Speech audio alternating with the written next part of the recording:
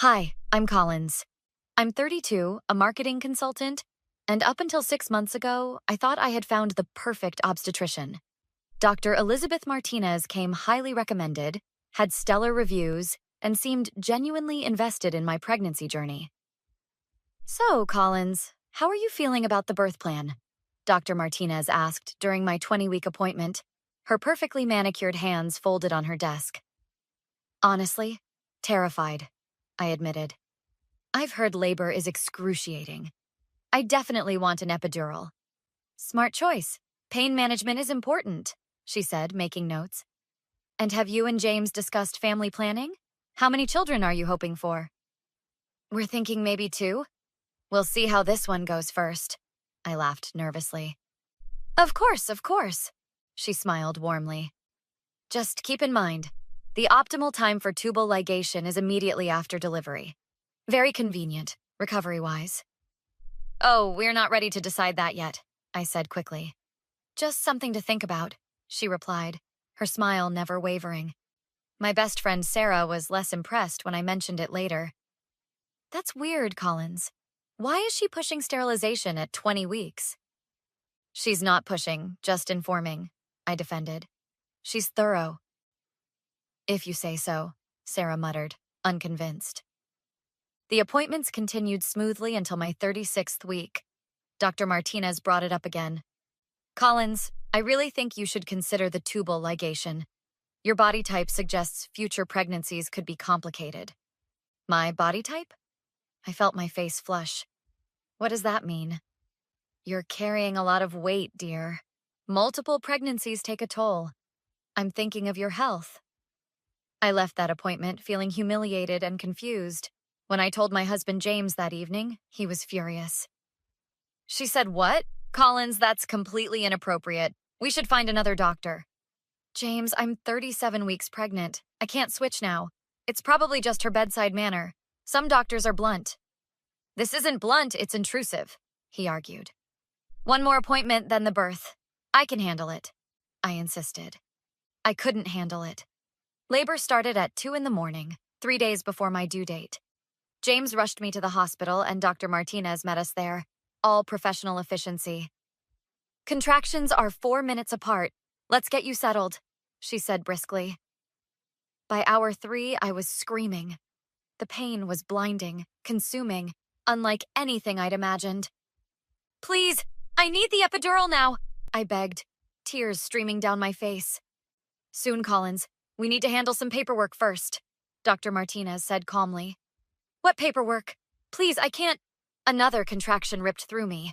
She pulled out a clipboard. The consent forms we discussed, for the tubal ligation. What? No, I told you. I couldn't finish as another wave of agony hit.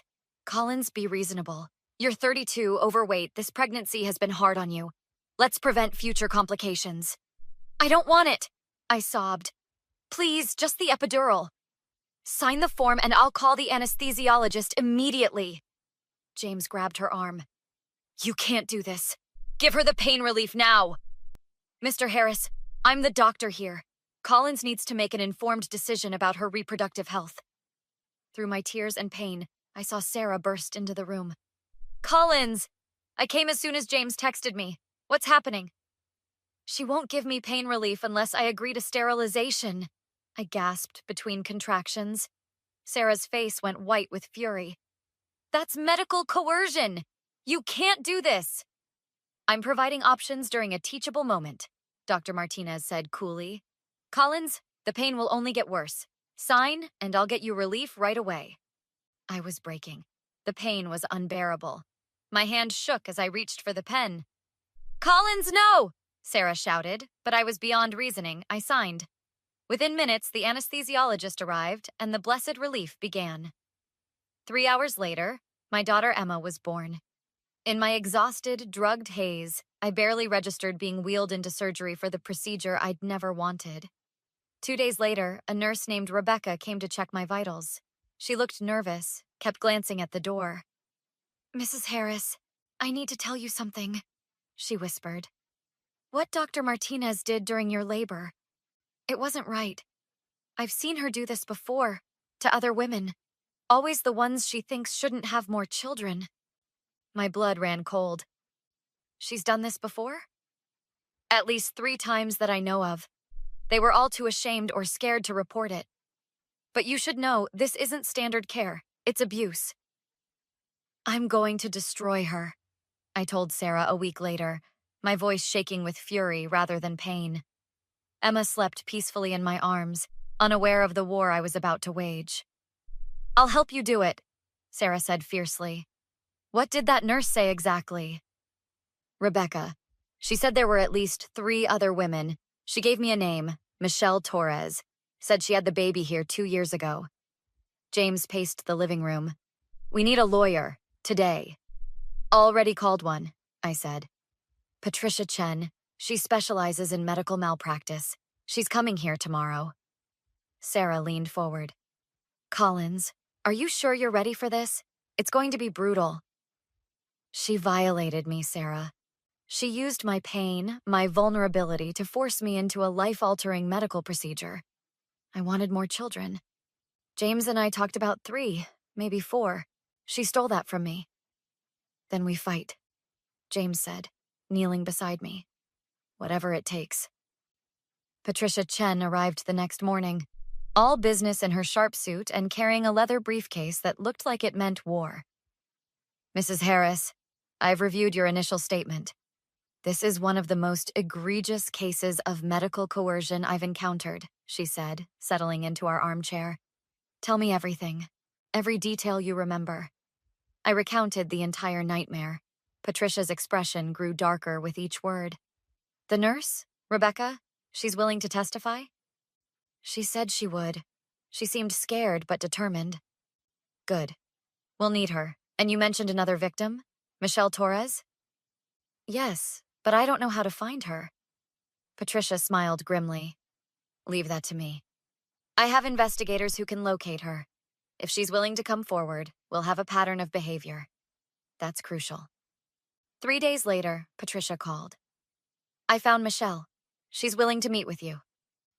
Michelle Torres was 28 with haunted eyes that probably mirrored my own. We met at a coffee shop, both of us bringing our babies. Her son Miguel was 2, a cheerful toddler who played with toys while we talked.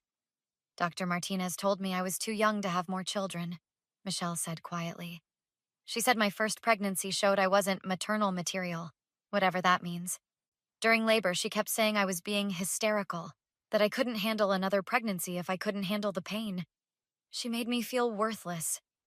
She told me I was too overweight, I said bitterly, that multiple pregnancies would ruin my health.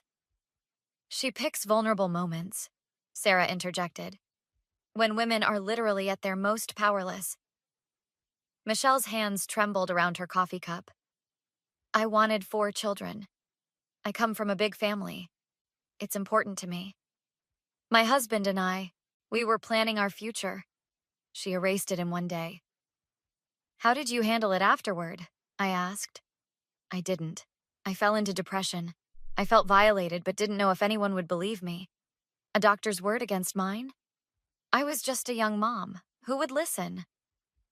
I'll listen, Patricia said, appearing beside our table. And so will the medical board, the district attorney, and eventually, a jury. Michelle, would you be willing to make a formal statement? Michelle looked at her son, then at me. Yes. If it means stopping her from doing this to anyone else, absolutely yes. There might be more victims, Patricia continued. Rebecca the nurse mentioned at least one other. I'm working on identifying her. How do we prove coercion? I asked. It's our word against hers. Patricia's smile was sharp. Not quite. I've subpoenaed the hospital records. The timing tells a story. How long you waited for pain relief? When you signed the consent form. When the anesthesiologist was actually called. Plus, we have multiple witnesses. Your husband, Sarah, Rebecca. And if the pattern holds across multiple patients, that's not coincidence. That's methodology. James, who'd been quietly listening, finally spoke. What are we looking at? Criminal charges?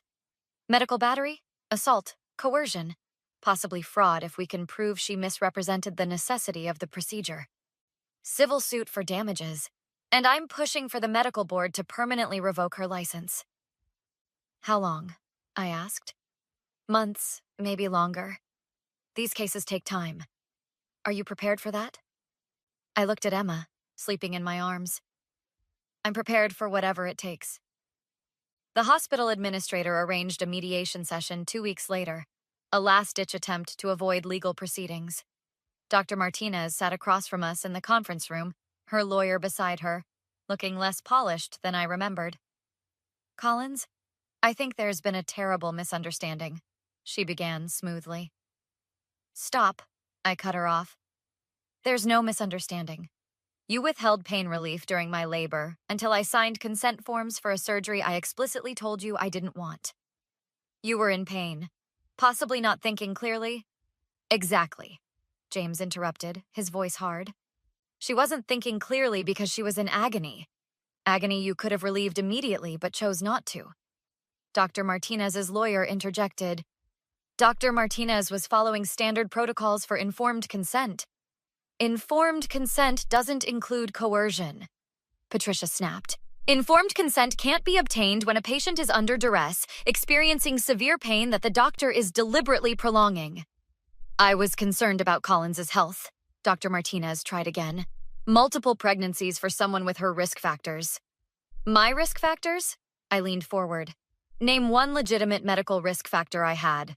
One. Because every test, every scan, everything came back normal. You decided I shouldn't have more children based on my weight and your personal judgment. Sarah jumped in. I was there. I heard you tell Collins you'd call the anesthesiologist immediately if she signed. That's extortion. That's a very dramatic interpretation, Dr. Martinez said coldly. I provided options during a medical procedure. You provided ultimatums during torture, I shot back. You knew exactly what you were doing. Rebecca told me about the others. Michelle Torres. How many women have you done this to? Dr. Martinez's face went pale. I don't know what you're talking about. Yes, you do. Michelle's voice came from the doorway. She walked in, Patricia right behind her. You told me I was too young and too hysterical. You said if I couldn't handle labor pain, I couldn't handle multiple children. You made me sign while I was crying and begging. This is highly irregular, Dr. Martinez's lawyer protested. This meeting was supposed to be. Here's what's irregular, Patricia interrupted, sliding documents across the table. 3 women, all of whom Dr. Martinez attended during labor, all coerced into tubal ligations under nearly identical circumstances. All women she deemed, in her personal opinion, unfit for additional pregnancies. All made to wait hours for epidurals despite being in active labor and meeting every clinical criterion for the procedure. Dr. Martinez stood abruptly. I don't have to listen to this. I'm a respected physician. I've delivered hundreds of healthy babies. Sit down, I said quietly. The authority in my voice surprised even me. You're going to listen. You're going to hear exactly what you did. She hesitated, then sat. You violated me, I continued. You used my pain as a weapon. You took advantage of the most vulnerable moment of my life to impose your will on my body. You stole my future children from me. You traumatized me so badly that I can barely look at my daughter without feeling guilty that she'll never have siblings. Collins, I'm sorry if you felt... No, I cut her off. You don't apologize for how I felt. You apologize for what you did. Say it. Say I coerced you into a medical procedure you didn't want.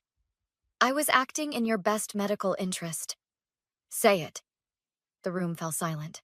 Dr. Martinez stared at me, and I saw the calculation in her eyes, weighing her options. I won't apologize for practicing medicine, she finally said. You signed the consent form. Whatever you felt at the time is regrettable, but the procedure was legal. Legal doesn't mean ethical, Patricia said. And we'll prove it wasn't even legal. That consent was obtained under duress. Dr. Martinez stood again. We're done here. My lawyer will handle any further communication. Actually, we're not done, Detective Walsh said, entering the room with 2 uniformed officers. Dr. Elizabeth Martinez, I'm here regarding charges of assault and medical battery. We need you to come with us for questioning. Dr. Martinez's composure finally cracked, This is insane! I'm a doctor! I was helping these women. You were hurting them, I said, standing to face her. And now you're going to face consequences. She looked at me with pure hatred. You ungrateful. Do you know how many difficult deliveries I've handled? How many lives I've saved? You're ruining my career over your feelings. No, Michelle said firmly. You ruined your career by abusing your patients. We're just making sure everyone knows about it. As the officers led Dr. Martinez away, she turned back. You'll never win. A jury will never convict a doctor for practicing medicine. We'll see, I replied. The medical board hearing came first, 3 months later. Patricia warned us it would be grueling. They'll question everything. Your mental state, your memory, your motives, she explained as we prepared. Let them, I said. I'm ready. The board consisted of 5 physicians and 2 patient advocates. I testified first, recounting every detail. Then Michelle.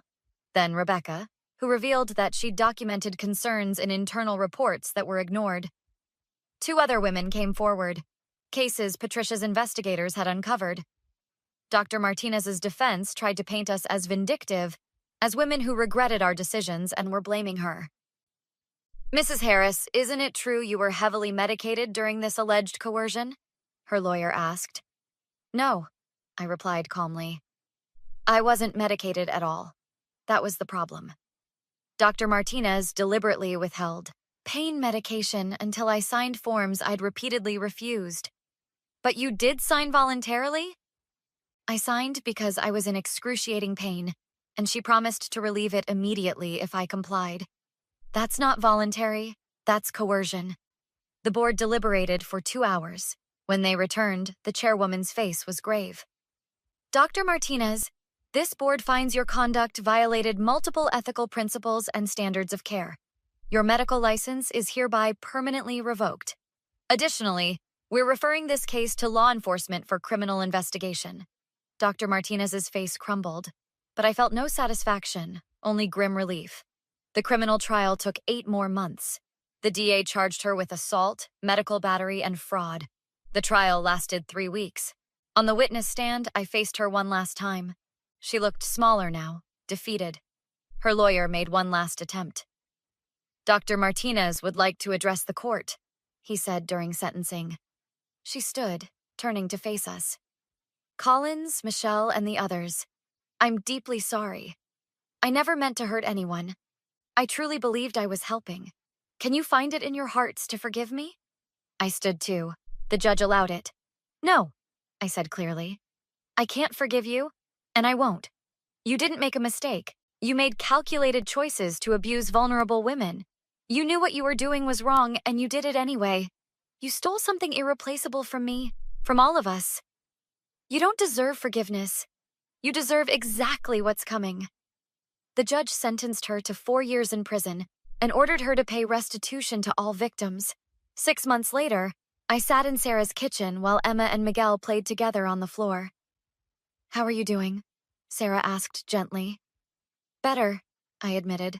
Still angry, still grieving what I lost. But seeing her behind bars helps. Have you thought about adoption? Michelle asked. My husband and I are looking into it. James and I have talked about it, maybe in a few years. I watched Emma giggle at Miguel's antics. Right now, I'm focused on healing, and on making sure this never happens to anyone else. Patricia had helped us establish a foundation, Coerced No More, dedicated to educating women about reproductive coercion and supporting victims. You turned something terrible into something meaningful, James said that evening as we put Emma to bed. She didn't just take my future children, I replied. She tried to take my power, my voice, my choice. I'm taking all of it back. Think she regrets it now? He asked. I don't care if she does. Her regret doesn't undo what she did. But at least other women are safer now. Emma smiled up at me, and I felt the familiar ache of knowing she'd never have siblings. But I also felt something else. Pride. I'd fought back. I'd won. And that had to be enough. Have you or someone you know experienced medical coercion? Your voice matters. Share your thoughts in the comments below, And don't forget to like and subscribe for more stories of justice and empowerment.